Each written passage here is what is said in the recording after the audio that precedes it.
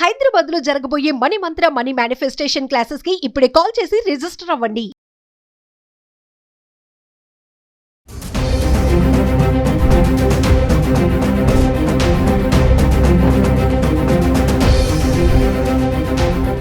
నమస్తే, welcome back to Suman TV. Present మనతో పాటు ఉన్నారు ఎనలిస్ట్ మందరి కృష్ణారెడ్డి గారు. నమస్తే సార్. నమస్తే అమ్మా. సార్, బంగారం కొనాలంటే భారీ ధర, అదే బంగారం అమ్మాలి అంటే ధర తగ్గిపోతుంది. ఎందుకు కొన్నప్పుడు ధర, అమ్మేటప్పుడు ఎందుకు ఉండదు? అసలు ఆ మేకింగ్ ఛార్జెస్, ఆ జిఎస్టీ అనేది కొనడానికేనా? మరి అమ్మేటప్పుడు ఆ రేట్స్ ఉండవా మనకి? అంటే ఒకసారి మీరు ఈరోజు బంగారం ఏదైనా ఒక షాప్లో ఒక తులం బంగారం తీసుకున్నా కూడా 10 గ్రాముల బంగారం తీసుకున్నారు. ఈరోజు సుమారుగా ఒక రేటు మనకు తెలుసు. ఒక 22 క్యారెట్స్ బంగారం మనం ఇక్కడ నగ తీసుకుంటే అన్ని దాంట్లో మేకింగ్ ఛార్జెస్ కలుపుతాడు, తరుగు కలుపుతాడు, జిఎస్టీ కలుపుతాడు.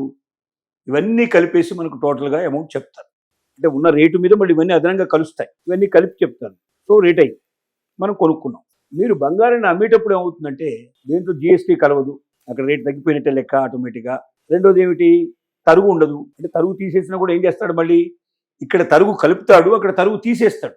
సపోజ్ మీరు ఏదైనా ఆర్నమెంట్ ఇచ్చారనుకోండి, ఆర్నమెంట్లో ఉండేటువంటి బంగారం మాత్రమే లెక్క కడతాడు, మిగతావన్నీ వేస్ట్గా పోయినట్టే. అవన్నీ లెక్కలకు తీసుకోడు.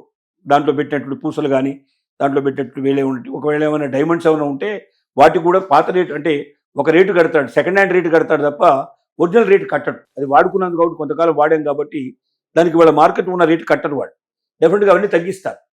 అంటే ఒరిజినల్ దాంట్లోనేమో మీకు ఏమవుతుందంటే ఆ రోజున్న rate plus GST plus local taxes plus దాంతోపాటుగా మీకు దెందు తరుగు, తర్వాత మేకింగ్ ఛార్జెస్, ఇవన్నీ కలిపి టోటల్గా మీకు లెక్కేసి చెప్పినప్పుడు ఒరిజినల్ రేటు మీద కనీసం వ్యత్యాసం దాదాపుగా 1% నుంచి 10% డిఫరెన్స్ దాదాపుగా యాడ్ అయ్యే అవకాశాలు ఉన్నాయి, ఎక్స్ట్రా యాడ్ అవుతాయి. ఇక్కడికి వచ్చేసరికి 1% నుంచి 10% తగ్గిపోయే అవకాశాలు ఉన్నాయి. దీంట్లో ఏమేమి తగ్గుతాయి, అక్కడ మేకింగ్ ఛార్జెస్ కలిపాడు, ఇక్కడ మేకింగ్ ఛార్జెస్ తీసేసే అవకాశాలు ఉండొచ్చు. రెండోది ఏంటంటే దీంట్లోపల తరుగు కూడా, ఇక్కడ తరుగేమో తీసేశాడు, తరుగు కలిపాడు, అక్కడ తరుగు తీసేసే అవకాశాలు ఉన్నాయి. రివర్సు లైన్ నడుస్తుంది అక్కడ. కాకపోతే పాత బంగారానికి కొత్త బంగారానికి రేట్లో వ్యత్యాసం ఇంకో రకంగా వచ్చే అవకాశం ఉంది. ఎట్లా అంటే పాత బంగారానికి రేటు ఒకవేళ ఎక్కువ ఉండుంటే, కొత్త బంగారానికి రేటు ఆ రోజున తక్కువ ఉంటే ఆ వ్యత్యాసం కలిసి వచ్చే అవకాశాలు ఉన్నాయి. కానీ సహజంగా ఇప్పుడున్న ట్రెండ్ నడుస్తున్నది ఏంటంటే మొన్నటి దాకా బంగారం చాలా తక్కువ రేట్లో మనకు ఒక రకంగా హై రేట్ నడిచి మళ్ళీ తగ్గిపోయింది. సపోజ్ ఎవరైనా 1,45,000 1,50,000 రూపాయలు ఉన్నప్పుడు, 1,50,000 ఉన్నప్పుడు కొన్నవాళ్ళు ఉన్నారనుకోండి, ఇవాళ 1,23,000కు మనం అమ్ముకోవడానికి సిద్ధపడ్డాం. అంటే డిఫరెన్స్ దాదాపుగా 27,000 రూపాయలు అక్కడే మనకు డిఫరెన్స్ కనపడుతుంది కదా. 20,000 పైన డిఫరెన్స్ ఆ రేటు కనపడుతుంది. అంటే ఆ రేటు ఇవాళ రాదు మనకు. ఇవాళ రేటు మీద ఈ తరుగులన్నీ తీసేసిన తర్వాత వచ్చే రేటే వస్తుంది. మీరు కొనుక్కుంటేనేమో ఇవన్నీ యాడ్ అవుతాయి, మీరు ఒకవేళ అమ్ముకుంటేనేమో అవన్నీ తగ్గిపోతాయి. కాబట్టి వ్యత్యాసం చాలా ఎక్కువ వస్తుంది. కాబట్టి ఎవరైనా ఇవాళ బంగారం రేటు 22 క్యారెట్ల బంగారం ఇంత రేటు ఉంది, నాకు అమ్మితే ఇంత వస్తుంది అనుకుని భ్రమపడి మీరు షాప్కి వెళ్ళిన తర్వాత దాంట్లో దాదాపుగా 10 నుంచి 20% మీకు తగ్గిపోతే, అయ్యో ఇంత తగ్గిపోయింది ఏమిటని మీరు షాప్ వాడితో గొడవ పెట్టుకున్నా లాభం లేదు. దానికి సిద్ధపడే మీరు వెళ్ళాలి, షాప్కి వెళ్ళాలి.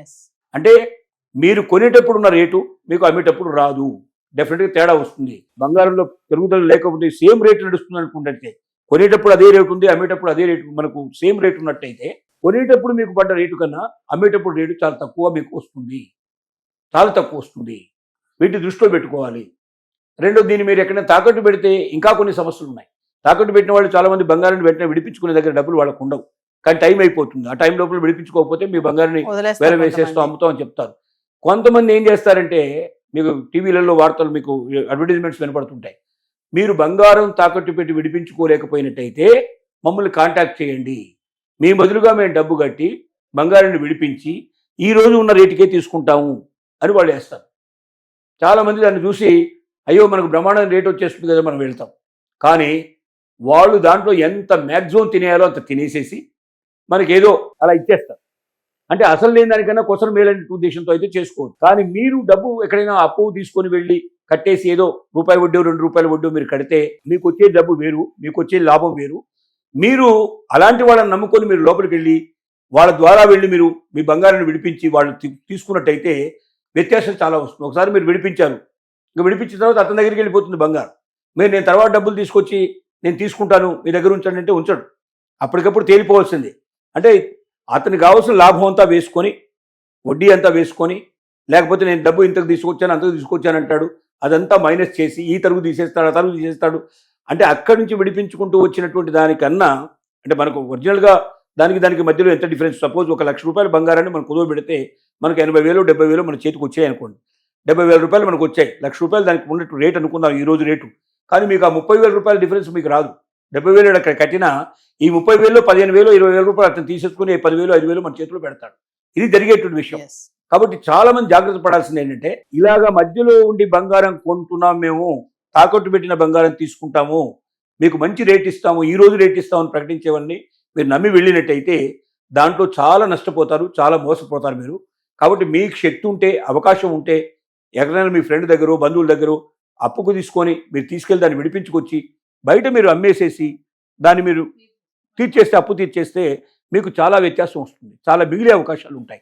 ఇది ప్రతి ఒక్కరూ జాగ్రత్త పడాల్సిన అవసరం ఉంది. అయితే ఒక విషయం సార్, నాకు ఒక డౌట్. ఇప్పుడు మనం ఒక నగ కొన్నాము, నగ కొన్నప్పుడు మనకి మేకింగ్ ఛార్జెస్ వేస్తారు కదా. సపోజ్ 5,000 మేకింగ్ ఛార్జెస్ వేశారు. అదే నగ మనం ఒక 2 సంవత్సరాల తర్వాత అమ్మేసాం, అమ్మడమో లేదా మార్చుకోవడానికి వెళ్ళాం అనుకోండి, ఆ మేకింగ్ ఛార్జెస్ మనం లాస్ అయినట్టేనా? మేకింగ్ ఛార్జెస్ లాస్ అవ్వడం కనుక ఏం చేస్తాడు వాడు? నాకు ఒరిజినల్ బంగారమే నేను తీసుకుంటా, నాకు ఇవన్నీ అక్కర్లేదంటాడు. దాంట్లో ఉన్న బంగారమే నాకు కావాలి, నగ నాకు అక్కర్లేదంటాడు. మళ్ళీ బంగారాన్ని కరిగించి నేను చేయించాలంటే ఎంత నష్టం వస్తుందో అది కూడా మీకు దగ్గర వసూలు చేస్తాడు. అంటే మేకింగ్ ఛార్జెస్ అదనంగా వేయడం బదులుగా మేకింగ్ ఛార్జెస్ను మైనస్ చేస్తాడు. మీకు అర్థమైందిగా నేను చెప్పిన విషయం? నాకు నగ ఎందుకమ్మా, నీకు కావాలని ఆ రకమైన నగ తయారు చేయించుకున్నావు, అదే నగ మార్కెట్లో ఎవడు కొంటాడు?